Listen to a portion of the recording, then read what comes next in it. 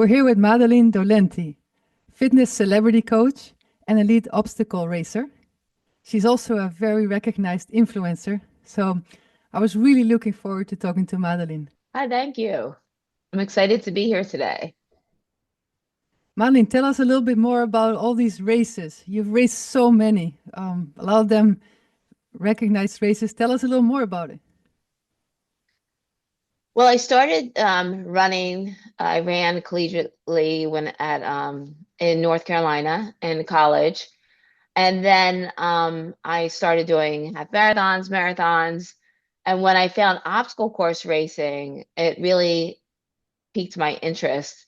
With obstacle course racing, a lot of people know about it, but just to give you more information, you're looking at it's kind of a cross of trail running and American Ninja Warrior. And actually, I had the opportunity to race along the Australian Ninja Warrior, which is super fun. But so you have periods of running on trails, and then you're climbing over walls, going across rings, monkey bars. So it's kind of like a monkey, but it's super, super fun. So I started back in 2014 and I've been a Spartan ambassador for a long time. I started with the Warrior Dash and then started doing Spartan races, started training folks to do the Spartan races. I became a Spartan SGX coach and then was invited by Tough Mudder to attend their races. And then I started with the sprint, which is it's like a 5K with about 25 obstacles. Then I went to the super, which is about like a 10K with about 40 obstacles. And then I went to the beast. So I started small and then went bigger and bigger and bigger. And then I got so excited about it. I started racing all over the world. I raced in Dubai, I raced in Italy, and most recently Australia, New Zealand. So over the course of time, I was able to qualify to actually for the Olympic trials because obstacle course racing will be going to the Olympics in 2028. Really exciting. And I qualified by placing second at the North um, Atlantic Championships for Spartan and then the Australia championships. So it's been really fun and it's actually changed the way I train and the way I think. So it's been great. What a great moment for the sport. I mean, it's become part of the Olympics. Yeah, it's funny. Joe De Sena actually created Spartan Race, and I got to know him a long time ago, and actually taught at his place in Vermont. I led a kids camp, and that's actually where I also did the Spartan Death Race. And Joe talked about bringing this to Olympics back in 2014. So it's pretty wild. And I really think that if you talk about something, you can actually Mm. bring it into fruition. So to see this coming to the Olympics is one of the most exciting things ever. So in 2014, when you started and you went to your first race, I think you said your first race was a Spartan race, right? It was actually similar to a Warrior Dash. There's a funny story. I saw a bunch of people doing a Warrior Dash, and this was something like it, but longer. I actually don't even remember what it was called. But at Warrior Dash, they were giving like awards for costumes and everything. And I'd always loved The Incredibles, that movie. Do you know that movie? The They dress up Incredibles, of like in course. capes Yeah, and they've sure. got like the eye Yeah, things. of course. Yes. Yeah, sure. So this, so there was this race in Maryland, and it was through like cornfields and stuff, like 12 feet walls, everything. So I show up there, the only time I could get because Warrior Dash became popular. And then this race started at 3 o'clock in the afternoon. So you can imagine the summer of Maryland, it was probably like 95 degrees. And I show up looking like an incredible action hero. And they were giving awards for costumes. So I show up, I've got like the eye thing, the long cape, and I'm like, oh my God, I'm the only person wearing a costume. And it was hysterical because I was so excited. I like felt like a superhero. I thought because my cape was long, I had like wings. And everyone's like looking at me and they're like, "Oh my God, I love your costume." And I'm like feeling like the biggest loser because no one else had a costume on. But it was so fun. I remember looking at the wall and thinking, this is 12 feet. And I'm like 5'5". And how the heck am I gonna get over this thing? And I look over at the sky, and by this time it was getting a little bit dark. And so I look up at the at the top of the wall and I'm like, how do I do this? And this guy just looks over at me. He's like, you got to get over it. Somehow I ran and got to the top of that wall. I had no idea how, but I had such a blast. It was so fun. And then when Spartan Race came out, it really made obstacle course like a mainstream activity. What was it like? I mean, you're starting a race like that all the way to the finish. Like, tell us a little more about it. Well, it's one of those things that actually can feel really scary, but really exhilarating. To me, I love challenge, and there's something about not knowing if it's possible that excites me. It's thrilling to me. Um, Also, like I became so comfortable with marathons and knowing, how much mileage there was, how to prepare, my nutrition, everything. So having something like obstacle course race, there's always like something hidden to me. Like you just get there and you see something and you don't know necessarily how to do it or what's going to happen in front of you, but you just go for it. So that became to me really exciting. So you're running and there's people around you and you see this big barrel of hay and you're like, how do I get over this thing? And if you're like in the army, it's a lot, you're much more used to these kind of obstacles. But if you're not, it's very foreign. So you're running toward it and you're like, this is really big. It's bigger than me. So the only way I'm going to be able to get over this is if I go back a little bit, run as fast as I can and kind of jump. And sometimes you make it and sometimes you don't. So the very first obstacle course race, I had these like this cape and the hay was a really big barrel and I ran for it and I just flew backwards. And I'm like, how's this happening? I have a cape on. And I'm like a superhero. But then I figured it out. I just had to go back a little bit further and jump a little bit higher.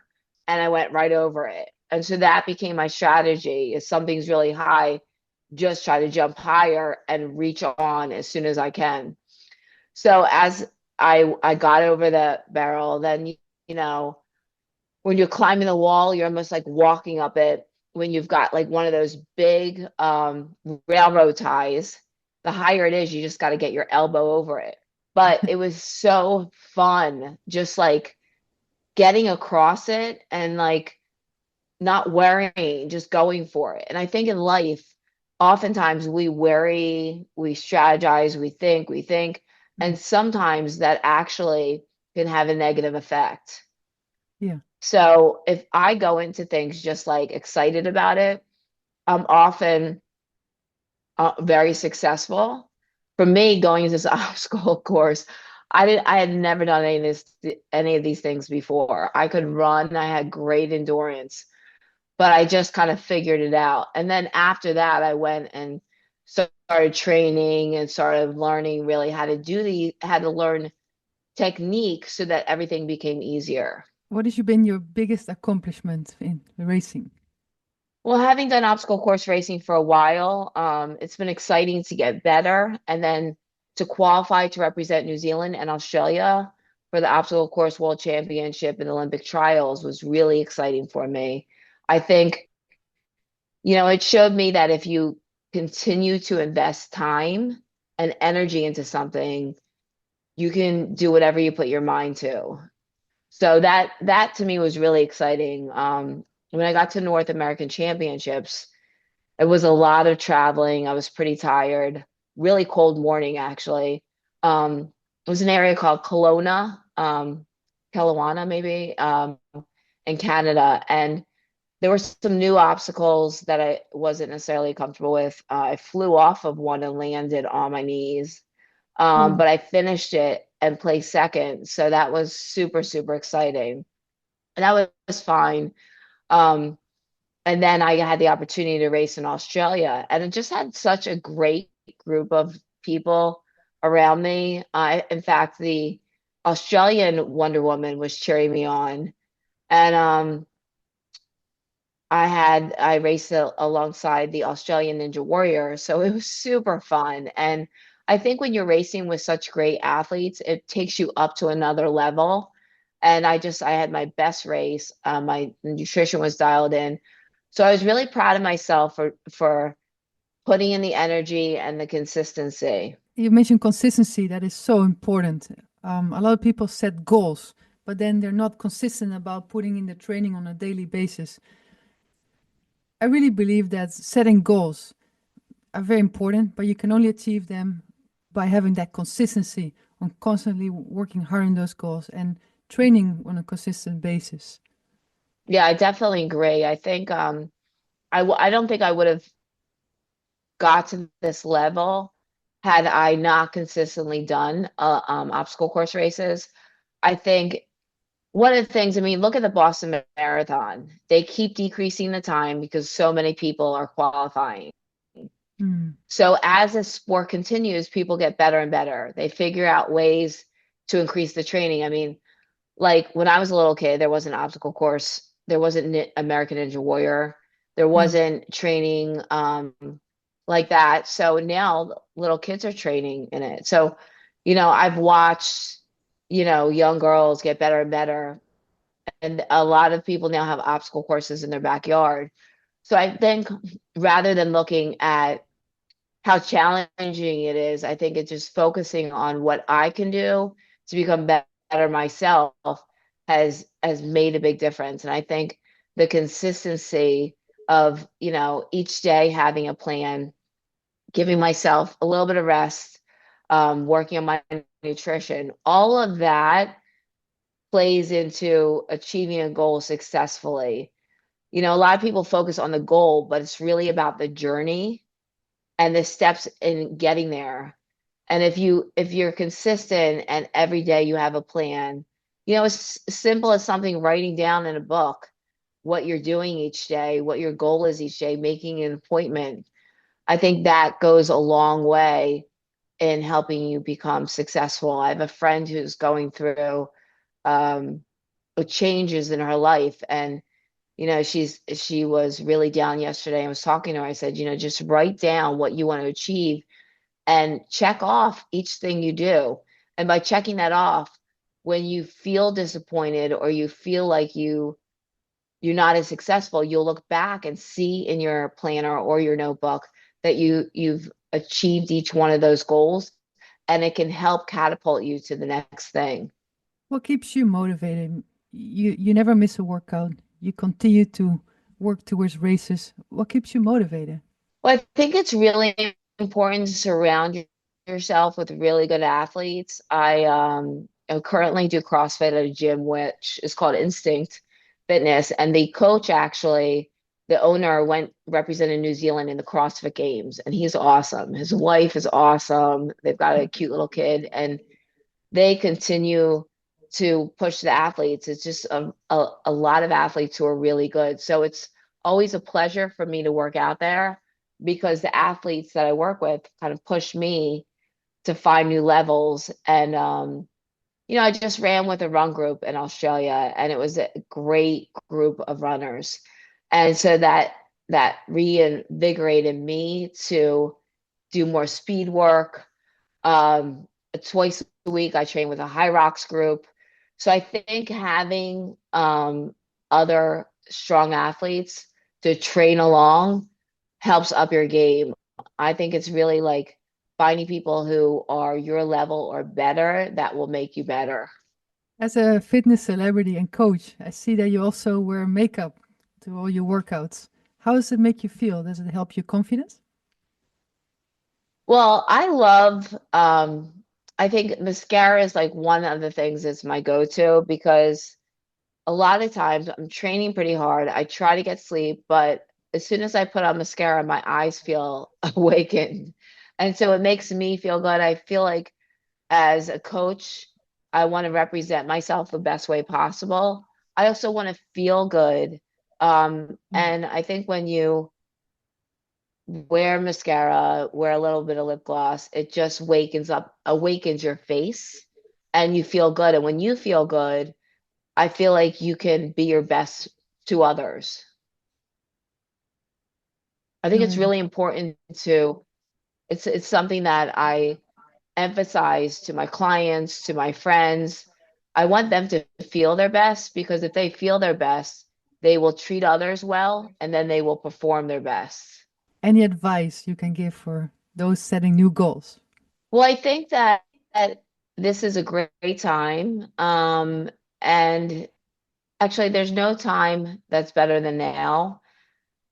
Don't worry about other events coming up. There's always something that's going to come up, unfortunately. But what you can do is focus on finding something like a race or a challenge, sign up for it, and look for ways to stay accountable, whether it's training with a group or hiring a coach. You know, a lot of times people, a lot of goals I've heard is like get healthy, run a 5K, run a 10K. So if you're running a 5K, you can get into a training program. There's a lot of training programs online. If you just want to get fitter, I offer online training at madfitness.com. If you're looking for a nutrition plan, I offer that as well. Or there's tons of nutritionists out there. I think getting um, creating a plan to achieve your goal is just as important as picking a goal. So pick a goal and then find a plan to achieve it. One of the best ways is to hire a coach to create that plan for you. And it really makes it easy. So you don't have to think so much about it. It's just set up in front of you. And you can achieve anything you put your mind to. Yeah, having those goals is so important. When I used to play on the tour as a tennis player, I remember working towards a certain tournament. It was the best way to have a goal. I definitely agree. And it's funny. I've gone into a lot of races, like always, I want to win, I want to win. And sometimes I get into a race and I'm like, oh my God, I just want to survive it. So I I think along the way, um, the most realistic goal someone can do is say, I want to go out and give my best. A lot of people say, I want to win something, but I think when you're doing something your first time, just go at it and say, I want to give my very best effort. And if you do that, you'll always be successful. Um, I think, I started out doing 5Ks and 10Ks and half marathons and Spartan races and ultra marathons. And now I'm doing a high rocks. It'll be my first high rocks race. That's like the new thing. And it kind of fits with how I'm training right now. And it's kept me motivated. And when I teach 4 classes a day, work all day, and then have Mm. high rocks training at night, it's the last thing I feel like doing in the world. Like I just want to have dinner. But knowing that I have a race coming up, it makes me go. And then I feel like a rock star when I'm finished. So there's always a different kind of race out there. It just depends what your preferences are. But when I say look at a goal, it doesn't have to be, climbing Mount Everest. It doesn't have to be, doing an ultra marathon. Just find things that make you better and create the plan and go after it because, you know, doing the same thing every day creates the same effect. If you're not achieving what you want to, you've got to change it up. And I think having goals creates a whole new world of options for you. I would never, I did this butterfly competition and it was like a CrossFit competition and I would have never been so successful or have the passion I do for CrossFit right now if it wasn't for that competition. When you give yourself a goal and you work towards that, what really is fun for me is the journey. It's the days I don't feel like doing it and then I do it and I'm like, oh my gosh, I did it. It's that excitement of being in it to win it, the training every day. So I think that if you have a plan, you go after it and you're consistent and you change things up, it really can prove to you you're far more capable than you even know. Do you get nervous right before the race? After all the preparation, I'm sure you get a little nervous. I do. So there was a period where I qualified for like the championships for duathlons, and I remember that every duathlon I did, I would like literally run to the bathroom. I was so nervous. I'm like, what is going on? And at this So what do you period where do? every marathon run to the bathroom. Um, So but now how I do you just get manage really those nervous. nerves? What do you do? How do you manage those nerves? I just start going. I remember before the Spartan North American Championship, it was so cold and I was just shivering and I was shaking. And I was just like, oh my gosh, let the start, let the start. I could not wait for it to start. Um, and I kind of drive my focus back to the race, back to the training I did. And that's actually where training becomes a really, really important motivator because oftentimes we get to a race and even if we've been there before, we think, oh my gosh, what's going to happen? Have I done everything I need to? And as long as I do my training, I feel confident to do that race or do that challenge. I think the biggest thing is not overthinking it. When I start thinking, I just focus on being positive, saying, I have trained for 3 or 4 months. I have put in 4 or 5 a.m. workouts. I have done this. I am ready. I've done this before. I'm ready. I put the time in. And I think that is what gives you the confidence to perform successfully when you're nervous. Because I'm a huge tennis fan, and I think it's so awesome of your tennis accomplishments. But I remember watching a girl play Serena, and I forget the tennis player's name, but I could tell in her face that she was so nervous to be playing against Serena Williams. And I watched her, like, she's such a good athlete, but she did not play up to her level because of her nerves playing against Serena. And I think if you focus on the competition or if you focus on what could go wrong, you limit yourself from really achieving what you could. And I think that when I get to a race and I start getting nervous, I focus on why I wanted to do it, the training I've done already, and how how much I've sacrificed to get to where I was, and really to enjoy the ride. I think if you can enjoy it, it can be a lot better than if you focus on the negative. And there's really no room when you're working at such a high level, there's no room for negativity. It can't because it can fumble you and it can derail you. So there's no room for it. You're an influencer.